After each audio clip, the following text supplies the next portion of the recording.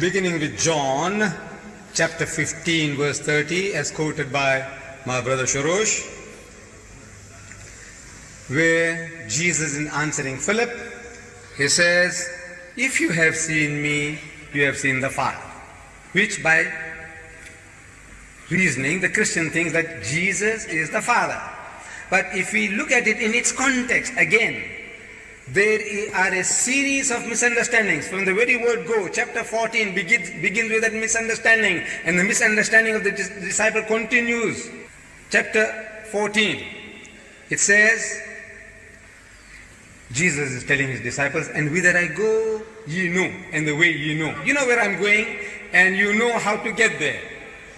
So the disciples say, Master, we know not whither thou goest, and how can we know the way? They misunderstood.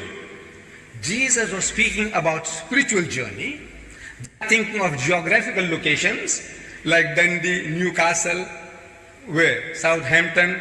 He's talking about God and going to God. So Jesus says, I am the way, the truth, and the life. No man cometh unto the Father but by me.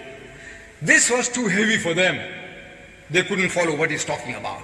So he says, Lord, show us the Father and it sufficeth us. It will be enough. Just show us God. We want to see God with our bodily eyes, and that will be our satisfaction enough.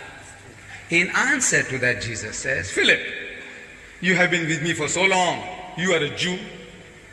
As a Jew, you ought to know better than that no man can see God and live. God is not seen at any time. And you, being with me for 3 years, you still haven't understood my mission. You want to see God with your physical eyes when you can't even look at the sun. If you have seen me, you have seen the Father. Meaning, if you understood me, you would understand what God is. And this is the language he's speaking ever and anon. He says, seeing they see not, hearing they hear not, neither do they understand.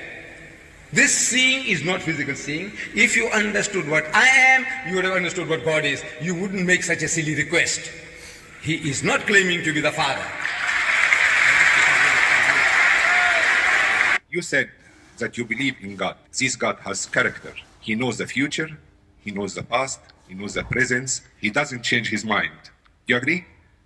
I go on. Jesus came, and I'm quite sure what I'm saying here, you find in any of these books, and you might find it in Quran too. Jesus came and taught us, if one slapped you on the right cheek, give him the left one. Sympathy, mercy, no violence, love, sharing. He taught us, if one asks you to go a mile with him, go 2. If he asks you your coat, give him your dress. When he asked his disciples, Larioner, to go and preach in the world, he told them, go and preach my word in peace, no violence. If they accept your word, take it. If they don't take it, and go on. Why after 600 years, the God whom you believe, and I do, how he changed his mind again? He tells me, the one who hits you, hit him again. Go and preach in my name. And if they don't accept my name and my word, kill them. If your wife does unfaithful to you, kill her. Kill, punish, hate, hate, hate. Thank you, sir. He raised me up. Question. Why you take me very much down again? Sir, your question is clear. Thank you. Silence, please. Thank you. Well, yes, some more hot steam. The brother said, Islam says, the teaching of Jesus was turning the other cheek. If a man takes away your coat, give him your cloak also. Agree with thine adversary quickly, Jesus said. But now you said God doesn't change his mind. But he had given you a law, an eye for an eye and a tooth for a tooth. You are a Christian today. From your question, I make out you are a Christian. Right. But now God changed his mind. Didn't he change his mind? First was eye for an eye and a tooth for a tooth. Now he's telling him, you resist not evil.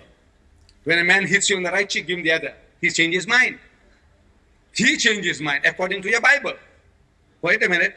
And then again, he told you, God told you that whosoever puts away his wife, let him give her a bill of divorcement. But Jesus said, but I say unto you, whosoever puts away his wife, save for the cause of fornication, causes her to commit adultery. And whosoever marries her that is divorced committed adultery. He changed his mind again. And he's changing his mind continuously. But you said God doesn't change his mind.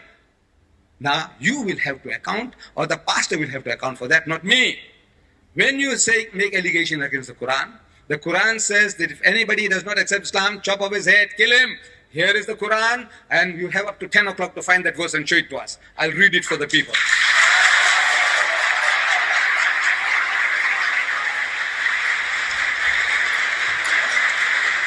Thank you, Mr. Deedat. Another amazing thing. Another. He was the power